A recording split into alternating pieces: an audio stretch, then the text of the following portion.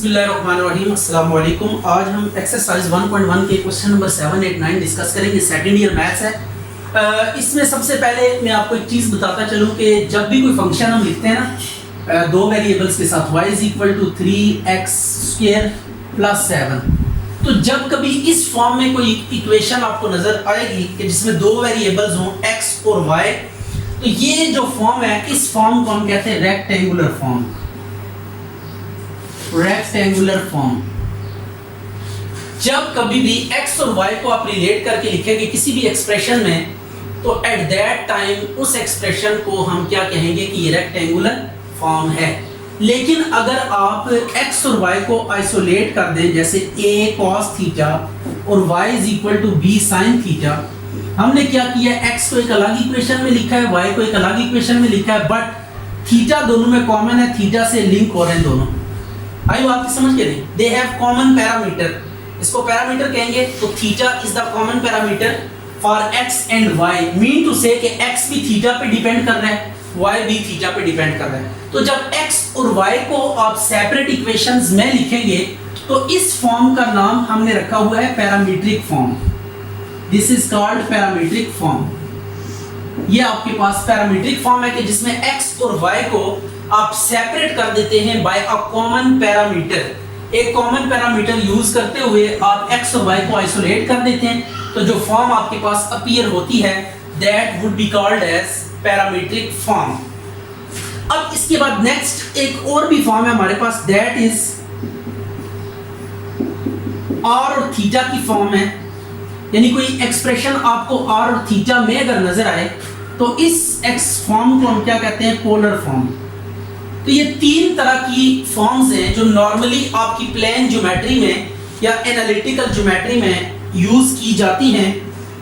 ठीक है, some time आपको रेक्टेंगुलर फॉर्म में जो रिजल्ट्स होते हैं वो इजीली यूं कह लें कि आप अचीव कर लेते हैं उनको, और सम टाइम ऐसा होता है कि जब रेक्टेंगुलर फॉर्म बहुत कॉम्प्लिकेटेड हो जाती है या उसके ऊपर काम करना हमारे लिए मुश्किल हो जाता है, तो देन हम क्या करते हैं, उस फॉर्म को कोशिश करते हैं कि पैरामीट्रिक फॉर्म में कन्वर्ट कर लें या फिर पोलर फॉर्म में कन्वर्ट कर लें और फिर रिजल्ट्स को सर्च करने की कोशिश करें। तो सम टाइम ऐसा होता है कि रिजल्ट्स एक से दूसरी फॉर्म में जाने से काफ़ी इजी हो जाते हैं।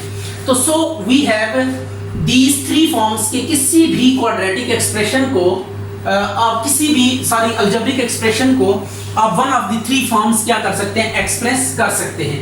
या तो आप रेक्टेंगुलर फॉर्म में लिखेंगे, उसमें नहीं y और x इकट्ठे नजर आएंगे आपको। जब x और y को आइसोलेट कर देंगे, अलग अलग कर देंगे बाय अ कॉमन पैरामीटर, तो that form will be called as parametric form. और जब आप कोऑर्डिनेट सिस्टम में r और थीटा कोऑर्डिनेट्स ले लेते हैं, एक कोऑर्डिनेट आप r ले लेते हैं, दूसरा कोऑर्डिनेट थीटा ले लेते हैं, तो एट दैट मोमेंट जो आपके पास फॉर्म आएगी that is called polar form. अब क्वेश्चन नंबर 7 कुछ ऐसा ही है, वो आपको जस्ट ये बताता है कि आप एक एक्सप्रेशन की दो या तीनों फॉर्म्स क्या कर सकते हैं, लिख सकते हैं। तो एक फॉर्म, आपको दो फॉर्म्स दी गई हैं और ये कहा गया है कि आप बताएं ये एक ही चीज को रिप्रेजेंट कर रही है कि नहीं कर रही। तो पहला क्वेश्चन हम देखते हैं, क्वेश्चन नंबर 7 का पार्ट 1 है।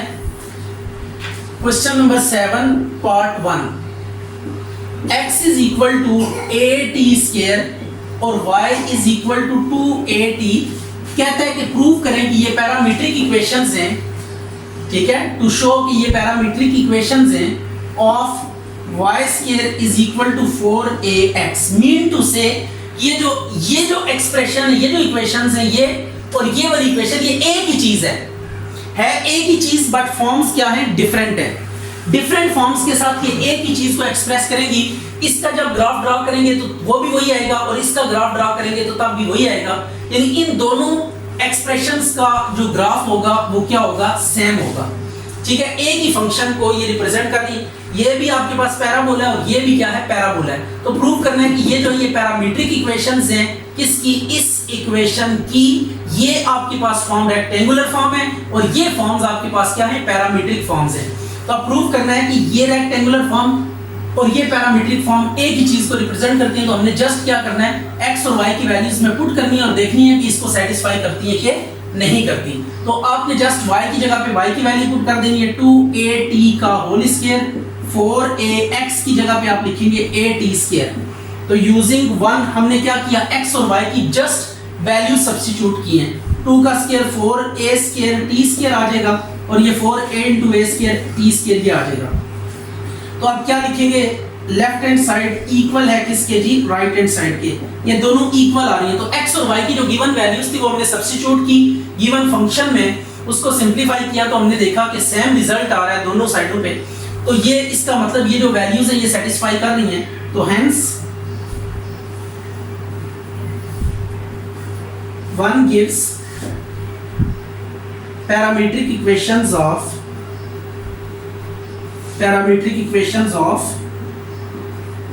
2, इसको 2 का नाम दे देते हैं, ठीक है।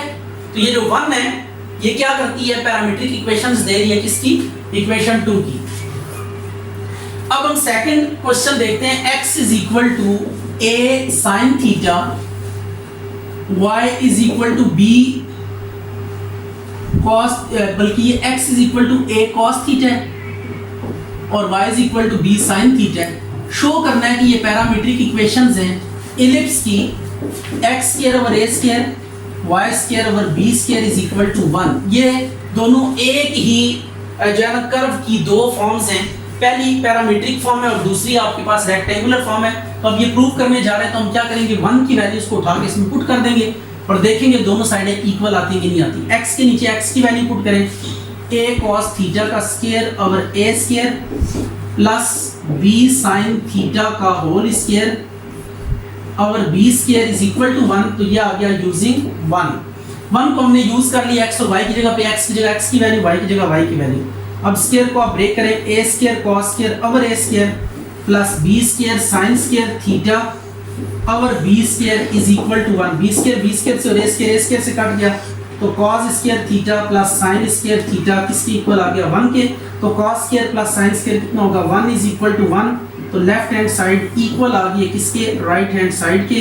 तो ये भी क्या, ये आप सेम ये चीज उठा के पेस्ट कर दें, hence 1 gives parametric equations of 2 देते हैं।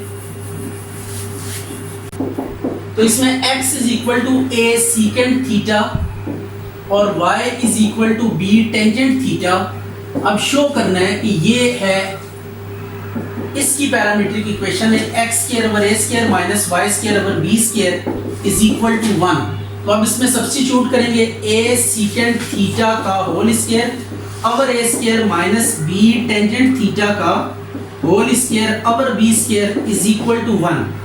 तो ये अब आ जाएगा a square secant square theta over a square minus b square tan square theta over b square is equal to 1। a square से कैंसिल हो जाएगा, b स्क्वायर से। तो secant square theta minus tan square theta, आपको पता है कि ये फर्स्ट ईयर का फार्मूला है, ये 1 के इक्वल होगा, ट्रिग्नोमेट्रिक स्क्वायर आइडेंटिटी है ये।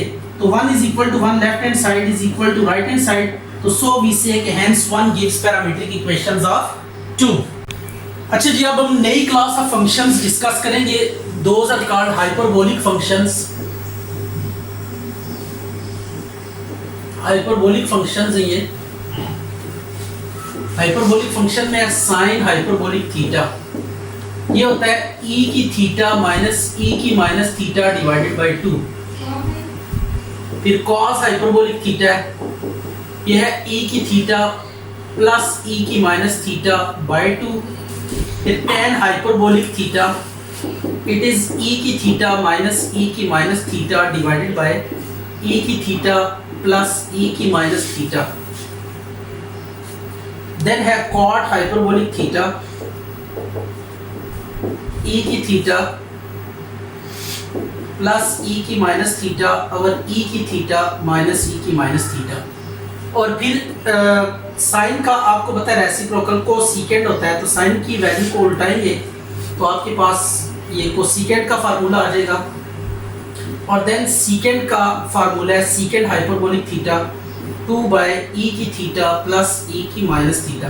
तो पहले 3 फार्मूले आपने याद करने हैं, साइन कॉस टेन, और बाकी इन्हीं के रेसिप्रोकल से फार्मूलाज क्या होते हैं, जनरेट होते हैं। ये बेसिकली 2 पावर एक्सपोनेंशियल फंक्शंस को लेकर हमने डिफाइन किए हैं। ये देखें e की थीटा ये भी एक एक्सपोनेंशियल फंक्शन है, ये इंक्रीजिंग फंक्शन है, और इसके साथ ये e की माइनस थीटा एक डिक्रीजिंग फंक्शन है। अगर मैं ग्राफ ड्रॉ करूं तो इनका ग्राफ ऐसे ड्रॉ होगा, ये e की ई की थीटा का ग्राफ कुछ इस तरह से होगा, ये ग्राफ होगा।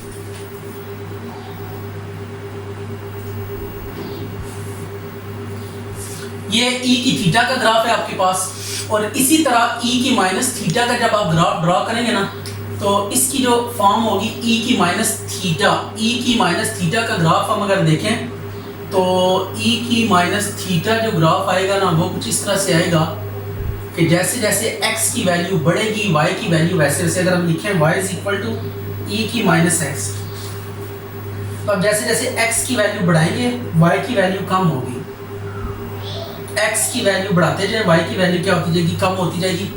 तो ये ग्राफ कुछ इस तरह से आएगा, इस तरह का ग्राफ होगा ये, लाइक दिस। दो फंक्शंस थे, एक इंक्रीजिंग था एक डिक्रीजिंग था। इन फंक्शंस को लेकर माइनस करके 2 पे डिवाइड किया तो एक फंक्शन आ गया साइन हाइपरबोलिक थीटा फिर cos 1, ये सारे के सारे फंक्शंस आपके पास आ गए। तो these are called hyperbolic functions, क्योंकि इनके बैकग्राउंड पे क्या इन्वॉल्व है, कर्व्स इन्वॉल्व हैं। अब इनको लेकर ना, फार्मूलाज को लेकर हमने कुछ रिजल्ट्स प्रूव करने हैं। सबसे पहला रिजल्ट है क्वेश्चन नंबर 8 का, ये है sine hyperbolic 2x is equal to 2 sine hyperbolic x cos hyperbolic x। आपने जस्ट ये करना है कि फार्मूला प्लेस कर देना है यहाँ पे, साइन हाइपरबोलिक 2x, थीटा की जगह पे क्या आ रहा है 2x आ रहा है, इधर जब फार्मूला लगाएंगे e की 2x माइनस e की minus 2x divided by 2 sine hyperbolic x, क्या देगा e की माइनस e की x, e की माइनस x ओवर 2, यहाँ पे x है एंगल की जगह पे, तो थीटा की जगह पे x, तरफ cos का जब फार्मूला लगाएंगे e की x प्लस e की minus x divided by what 2 आ गया। अब आपने ये करना है कि 1 2 इस 2 से कैंसिल हो जाएगा, और इधर ना a minus b a plus b वाला फार्मूला बन रहा है, ये a का स्क्वायर आ गया माइनस b का स्क्वायर आ गया डिवाइडेड बाय 2, तो ये आ जाएगा e की 2x माइनस e की माइनस 2x डिवाइडेड बाय 2। तो इसको अगर आप नोट करें तो ये आ जाएगा e की 2x e की minus 2x over 2, left hand side equal आ गई है राइट हैंड साइड के, तो the this is the required कि आपने क्या करना था, लेफ्ट हैंड साइड और राइट हैंड साइड को इक्वल प्रूव करना था।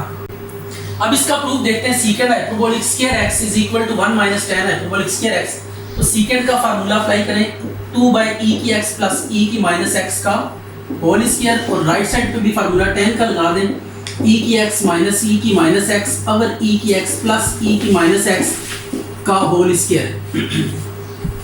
ऊपर वाले का स्क्वायर अलग कर दें, 2 का स्क्वायर 4 हो जाएगा, नीचे वाले का स्क्वायर अलग कर दें, ये आ गया। और इस साइड पे भी स्क्वायर ऊपर नीचे अलग अलग करें,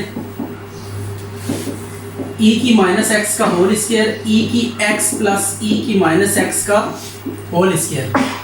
तो अब इसके बाद आपने क्या करना है, एलसीएम लेना है इसका, तो जब एलसीएम लेंगे तो आपके पास आ जाएगा e की x प्लस e की माइनस x का होल स्क्वायर, e की x प्लस e की माइनस x का होल स्क्वायर माइनस e की x माइनस e की माइनस x का होल स्क्वायर। तो ये अब आपके पास फॉर्म आई है, तो एक फार्मूला आपने पढ़ा है फर्स्ट ईयर में, a प्लस b का whole square minus a minus b का होल स्क्वायर किसके इक्वल होता है 4ab। तो इसकी जगह पे आप a की जगह पे e की x आ रहा है, b की जगह पे e की minus x, a minus b। तो अब आप क्या करेंगे 4e की x इंटू e की minus x divided by e की x प्लस e की माइनस x का होल स्क्वायर, x x से कट जाएगा, e की 0 आ जाएगा, e की 0 कितना हो जाएगा 1 हो जाएगा, तो e की x प्लस e की माइनस x का होल स्क्वायर आ गया। तो अब ये लेफ्ट हैंड साइड और राइट हैंड साइड क्या आ गई, इक्वल आ गई, और यही हमने क्या करना था, प्रूव भी करना था लेफ्ट हैंड साइड को राइट हैंड साइड के इक्वल। अच्छा भाई, अब ये कुछ फंक्शंस है जिनमें हमने बताना है इवन या ऑड फंक्शन। तो इवन फंक्शन क्या होता है और ऑड फंक्शन क्या होता है। इवन फंक्शन में हमने ये देखना होता है कि ये चीज आनी चाहिए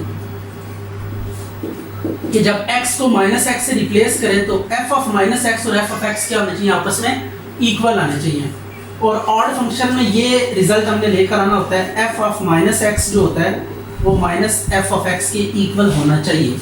तो ये दो बातें आपने जस्ट क्या करना है, x को माइनस एक्स से रिप्लेस करना है और सॉल्व करके दोबारा फंक्शन बनाना है। अगर दोबारा फंक्शन बन जाए, पॉजिटिव के साथ बने तो इवन फंक्शन और अगर नेगेटिव के साथ बने तो odd function.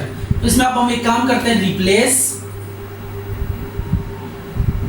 x by minus x, f of minus x का whole cube plus into minus x, तो ये आ जाएगा माइनस एक्स का cube minus x, minus common ले लें इसमें से, एक्स क्यूब प्लस एक्स, तो ये अब एक्स क्यूब प्लस एक्स अगर आप देखें तो दोबारा फंक्शन बन चुका है। ये देखें एक्स क्यूब प्लस एक्स की दोबारा फंक्शन है। तो अब इसको क्या लिखेंगे, F of x equal using one. तो अब ये नेगेटिव के साथ एफ ऑफ एक्स बना है, दोबारा फंक्शन बना है लेकिन इसका साइन क्या है भाई, नेगेटिव। जब नेगेटिव के साथ दोबारा फंक्शन बने तो इसको क्या कहेंगे, ऑड फंक्शन कहेंगे। अगर ये पॉजिटिव के साथ बनेगा तो तब हम क्या कहेंगे, इवन फंक्शन। अब इसको देखते हैं कि ये कैसे है। इसमें भी हम यही काम करेंगे, replace x by minus x, ये आ गया F of minus x plus 2 का होल स्क्वायर। तो इसमें से माइनस कॉमन ले लें, x माइनस 2 का होल स्क्वायर, स्क्वायर की वजह से ये नेगेटिव खत्म हो जाएगा, यह आ जाएगा x माइनस 2 का स्क्वायर। तो आप देखें जो गिवन फंक्शन है वो आपके पास x प्लस 2 है और ये x माइनस 2 आया है और कोई बाहर माइनस, दोबारा फंक्शन नहीं बन रहा। तो जब दोबारा फंक्शन ना बन रहा हो अब इसको कैसे लिखेंगे, this implies f of minus x is not equal two plus minus F of x. ना तो ये प्लस के साथ एफ ऑफ एक्स बना है ना माइनस के साथ, ये चेंज हो गया फंक्शन। तो जब फंक्शन चेंज हो जाए तो आप क्या लिखेंगे, नाइदर इवन नॉर ऑड, ये ना तो इवन है और ना ही ऑड फंक्शन है। इसमें भी यही काम करेंगे, replace x by minus x, या आ गया minus x into minus x का स्क्वायर प्लस 5, तो it would be minus x into x square plus 5। तो ये नेगेटिव के साथ दोबारा फंक्शन बन गया है। अब जो फंक्शन बना है वो माइनस के साथ बना है, तो अगर माइनस के साथ बनेगा तो क्या लिखेंगे, ऑड फंक्शन। ये आ गया ऑड फंक्शन। तो ये देखिए ये स्क्वायर की वजह से ये नेगेटिव खत्म हो गया। ये माइनस को अगर आप छोड़ दें तो वापस function x into under root x square plus 5 वापस नजर आ रहा है। इसकी जगह पे रिप्लेस कर देंगे एफ ऑफ एक्स, और ये नेगेटिव के साथ एफ ऑफ एक्स बना है तो ये ऑड फंक्शन होगा। अब इसको चेक करते हैं कि ये क्या है। इसमें भी यही काम करना है, replace x by minus x, x को माइनस एक्स से रिप्लेस करें, यह आ जाएगा minus x minus 1 minus x plus 1। ऊपर नीचे से माइनस कॉमन ले लें और देखें क्या रिजल्ट आता है। माइनस कॉमन लिया तो ये x प्लस 1 आ गया, यहाँ से माइनस कॉमन लेंगे तो x माइनस 1, माइनस माइनस से कट गया, ये आ गया x plus 1 over x minus 1, तो ये f ऑफ माइनस x आ गया। तो अब देखिए दोबारा फंक्शन नहीं बना, इसमें ऊपर नेगेटिव है इसमें नीचे नेगेटिव है, ये डिफरेंट हो गया फंक्शन। तो 1 and 2 implies f of minus x is not equal to plus minus f of x. So we say this implies f of x is neither even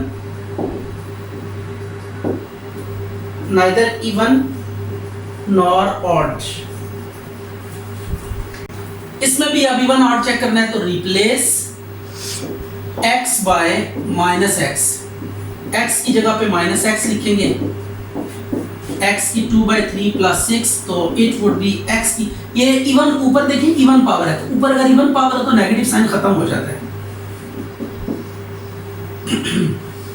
ठीक है, ऊपर देखें 2 था, इवन नंबर था तो ये माइनस खत्म हो जाएगा, x की 2/3। अब ये दोबारा फंक्शन बन गया है।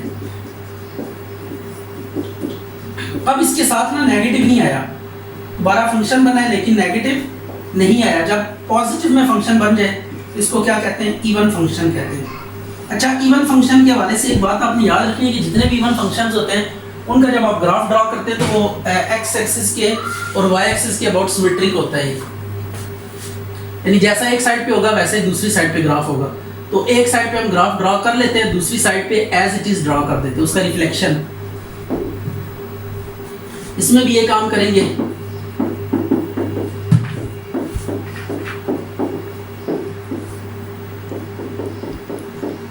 Plus 1 x cube plus x, और ये आ गया एक्स स्क्वायर प्लस 1। ऊपर से नंबर नेगेटिव कॉमन ले तो x cube minus x over x square plus 1, तो ये आ गया माइनस एफ ऑफ एक्स। तो F of minus x equal है माइनस एफ ऑफ एक्स के, तो ये नेगेटिव के साथ बना है तो इसको क्या लिखेंगे, ऑड फंक्शन। तो अगर पॉजिटिव के साथ बने तो इवन फंक्शन, नेगेटिव के साथ बने तो ऑड फंक्शन। तो यूं ये एक्सरसाइज अपने अंजाम को पहुंची।